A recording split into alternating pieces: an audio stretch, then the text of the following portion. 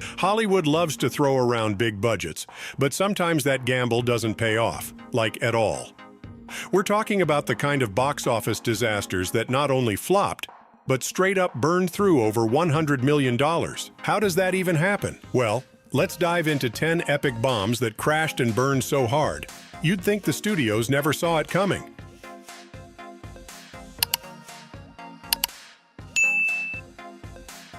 It's not every day you see a Pixar film labeled a box office bomb, but Turning Red found itself in that rare spot. The movie follows May, a 13-year-old navigating the chaos of adolescence, and an ancient family curse that turns her into a giant red panda when she gets too excited. The real issue wasn't the movie itself, it was how Disney handled its release. With the pandemic causing chaos, Turning Red got a short run in theaters and was then dropped on Disney Plus for free. The result was a measly $20 million in theaters against a $175 million budget. It's still a well-loved coming-of-age story, but Disney's release strategy completely fumbled the financials. Coming!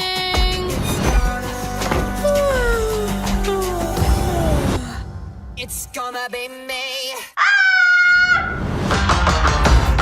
Is everything okay?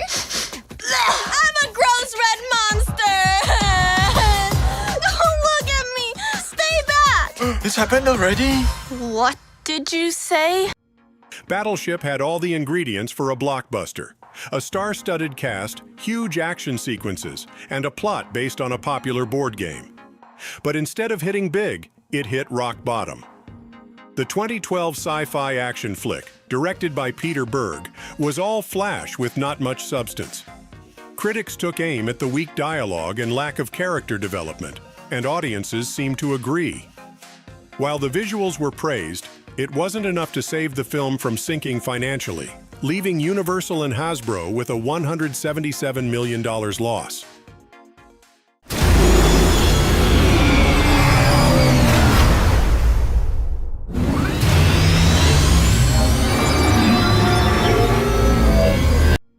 Even with Brad Pitt voicing the legendary hero, Sinbad couldn't steer clear of disaster. Released in 2003, the animated adventure followed Sinbad as he searched for the Book of Peace. Despite a solid rating from audiences, Sinbad couldn't compete with the heavy hitters of the time like Finding Nemo and Pirates of the Caribbean. DreamWorks took a serious hit, with losses that nearly pushed the studio to the brink of bankruptcy. CEO Jeffrey Katzenberg famously said that traditional animated stories might be a thing of the past, and Sinbad seemed to prove his point. Let's go!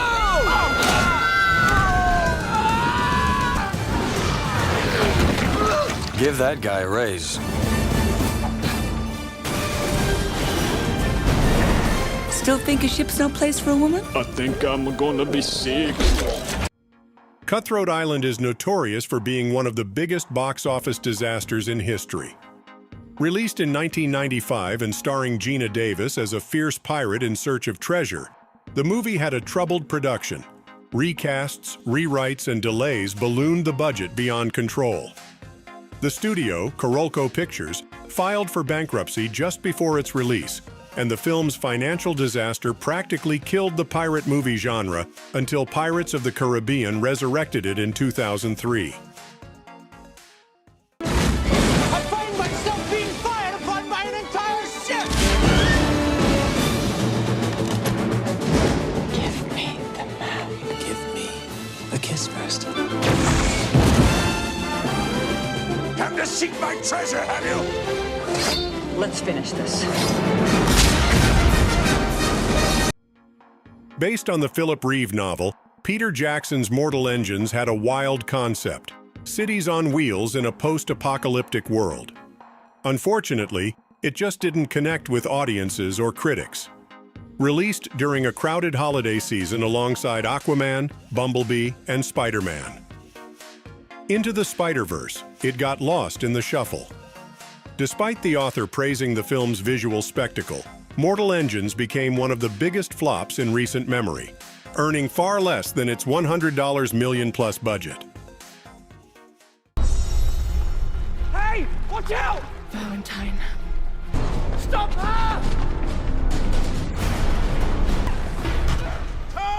Ask him why he murdered my mother. Disney's Strange World from 2022 is less about what happened in the movie and more about how Disney mishandled it. The film, inspired by classic pulp adventure stories, was Disney's only original animated film of the year, but they dropped the ball with its marketing.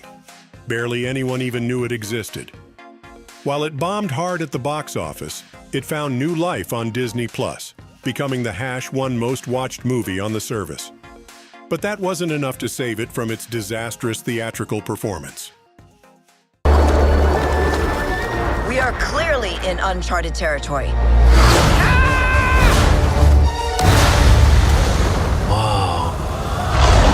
Hello, you probably don't understand a word I'm saying. Of course I understand you. Huh? Dad? Dad? Grandpa? I'm a grandpa. The 13th Warrior is a perfect example of how production issues can sink even the most promising films. Released in 1999, it stars Antonio Banderas as the poet who joins a group of Vikings on a mission to battle a mysterious enemy. The movie started with an $85 million budget, but constant delays, reshoots, and production troubles sent costs skyrocketing to $160 million. Despite the epic premise and star power, the 13th Warrior bombed at the box office.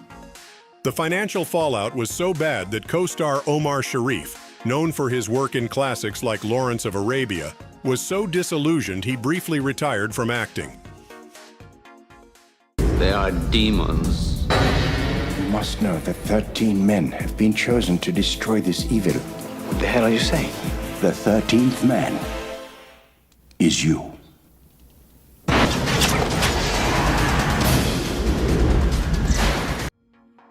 The Flash was supposed to be this big DC comeback, but instead, it's become one of the most expensive misfires in history. With a budget of $220 million before marketing, it needed to run fast at the box office to break even. But instead of hitting those numbers, it stumbled hard, bringing in only $248 million worldwide after several weeks. Critics and fans alike had mixed reactions, with many questioning the messy CGI and the narrative's overall direction. The irony here is that Warner Brothers shelved Batgirl, which had a $90 million budget, as a tax write-off, betting on The Flash to be the box office hit they needed. Different people, different worlds.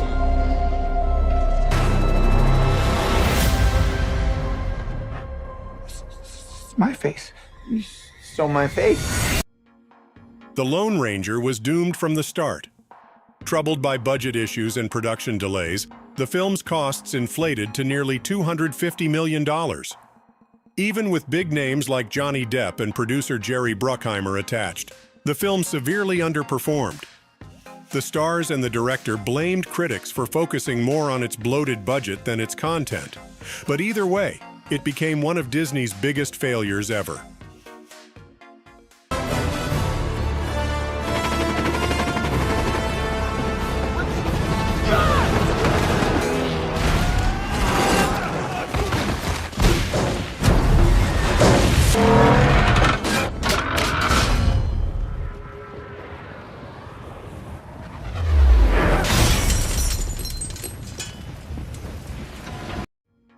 John Carter is still considered one of the most expensive box office bombs ever. With an estimated budget nearing $350 million, the 2012 sci-fi epic had to pull off a miracle at the box office, but terrible marketing sank its chances. While its failure led to major changes at Disney, including the resignation of a studio head and the cancellation of sequels, John Carter has since gained a better reputation as an underrated film.